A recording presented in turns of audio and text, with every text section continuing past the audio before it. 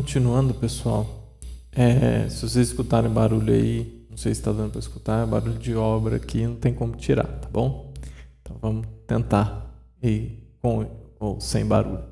A próxima adição de padrão refere-se à adição sequencial e aqui eu vou deixar com volume constante. Então, o que é essa sequencial? Eu vou fazer uma solução 1 sem adição de padrão, vou pegar uma alíquota, né, da amostra. Então, vou colocar como exemplo 25 ml, tá, da amostra e completo, né, vou usar um balão, mesmo balão, né, de 50 ml, completo, né, com 25 ml de água. Balão 1 vai ser desse jeito. Balão 2, 25 ml de amostra, mais 25, por exemplo, 1 ml de padrão, que está preparado em água, e completa com água, o restante. 25 ml no balão 3, né? E adiciono, por exemplo, 2 ml de padrão e completo com água. E vou fazendo sucessivamente até chegar, por exemplo, na solução 5, solução 6, aí vai depender do objetivo do estudo, do tamanho que vai ser feito essa linearidade, né? Então, mesmo balão volumétrico, dilui a amostra para esse mesmo balão com o mesmo volume. Pode ser feito de 4 a 6 adições, né? Mais do que isso, talvez você não vai ter uma diferença estatística, não é necessário. Tem que seguir o mesmo critério. A concentração total deve ser no máximo. Então, por exemplo, da solução 1 para a solução 2, o que eu adicionei de concentração aqui, né, de padrão, eu vou ter que ter um sinal ou uma concentração, claro que o sinal é proporcional à concentração, certo? Eu vou ter que ter um sinal aqui que seja 3 vezes, no máximo 3 vezes maior do que o sinal da solução 2. Né? Evitar aqueles saltos muito grandes, por exemplo, que eu dei de 100 vezes, porque 100 vezes você não sabe o que está acontecendo quando você adiciona concentrações menores, você não sabe se essa relação é linear, né? Então, se você não sabe, é melhor evitar.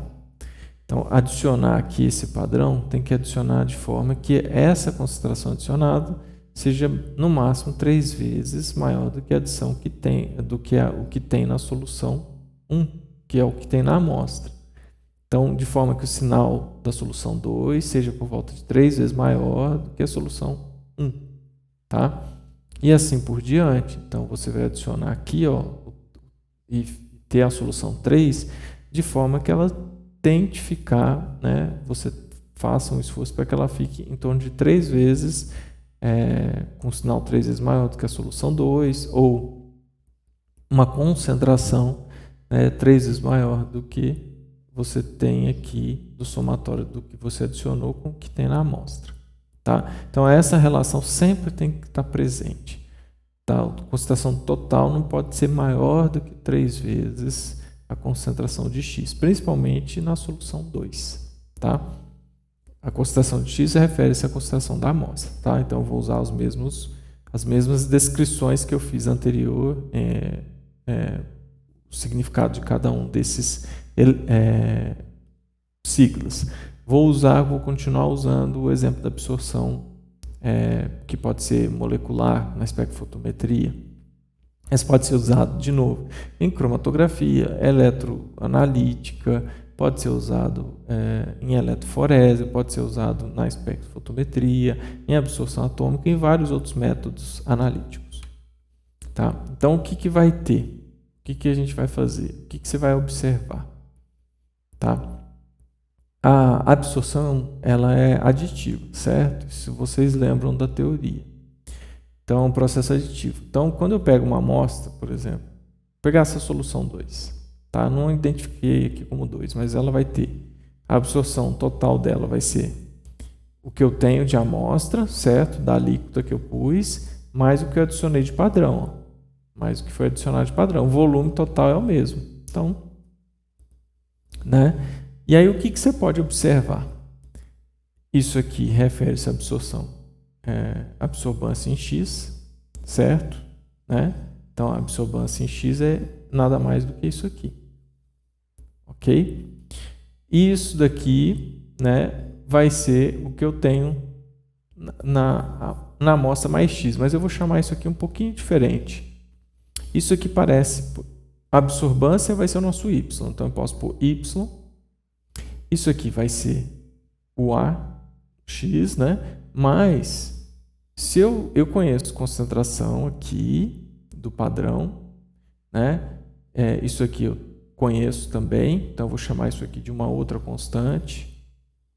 O volume eu também conheço, né? Eu posso resolver isso aqui. E o volume do padrão que eu vou adicionar. Se a gente for ver, isso aqui nada mais é do que uma relação linear y, né, b a x. Né? Eu chamei o VP aqui como se fosse o meu x. Então, né, até coloquei aqui ó, o m, que é a minha inclinação, eu posso colocar dessa forma aqui. Se eu fizer uma relação entre o x e a inclinação, ou seja, faço essa relação aqui, eu vou dividir essa equação aqui por essa aqui. Volumes são iguais, corto. O que eu vou ter?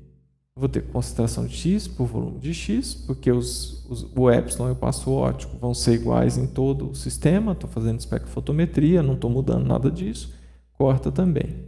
Vai ficar concentração de x vezes volume de x sobre concentração, né, do padrão. Né? E aí, se eu quiser isolar a concentração de x, basta eu multiplicar isso aqui, né, com isso aqui com isso.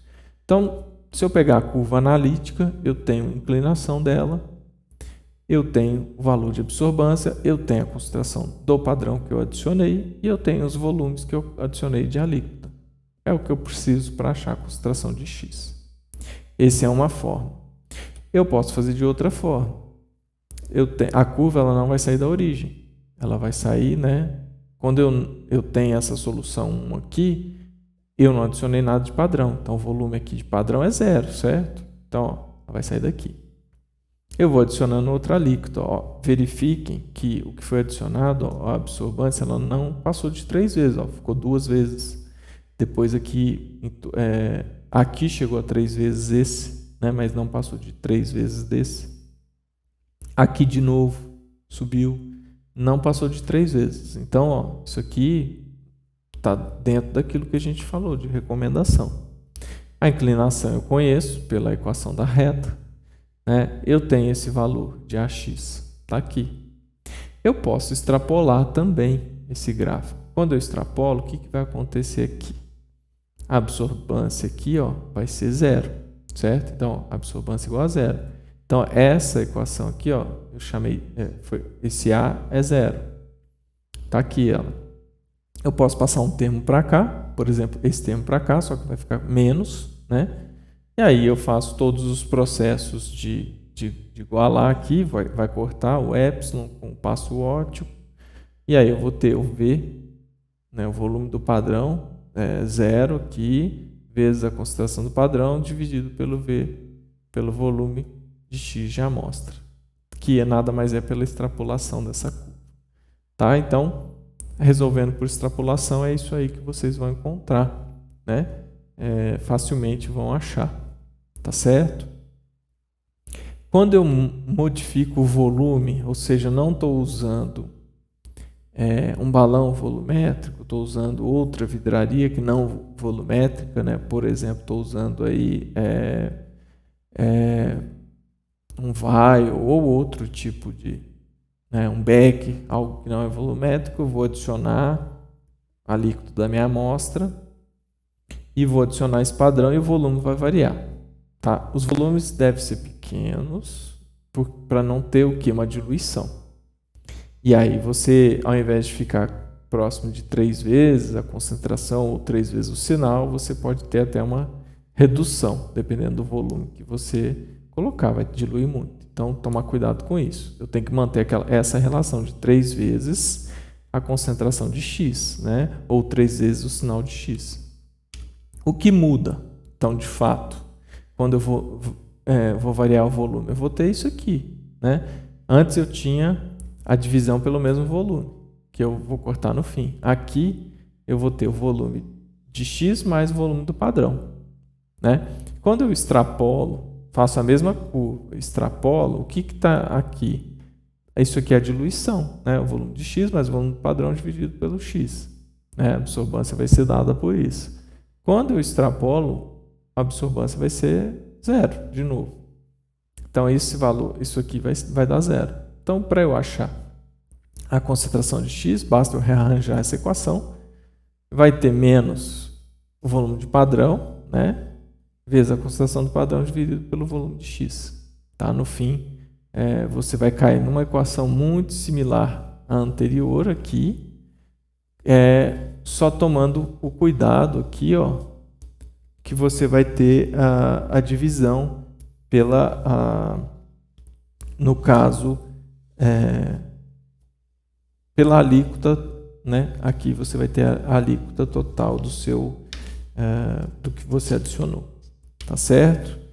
Então, a gente finaliza essa parte de adição de padrão, vendo todas as variáveis que vocês podem encontrar. E aí, claro que vocês vão ver que algumas são mais fáceis, outras são um pouco mais complexas, que tem que tomar cuidado, né, com essa questão, com essa variação aí de volume, tá? Com essa questão de você tem que tomar cuidado, e outros quando o volume é fixo, tá bom?